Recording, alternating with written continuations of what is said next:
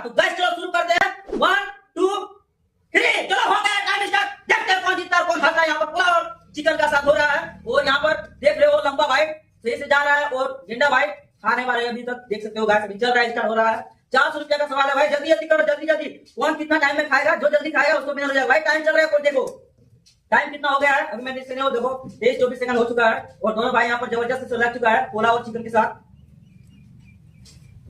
तो चलो भाई चलो जल्दी जल्दी करो तो भाई स्पीड में खाओ इतना सोलो खाने से नहीं होगा। तो आप लोग देख सकते हो यहाँ पर टाइम स्टार्ट हो चुका है और गेंडा भाई लगता है नहीं जीत पाएगा। हमको लगता है लंबा भाई जीतेगा लेकिन देखते हैं अगले वीडियो में कौन जीतता है।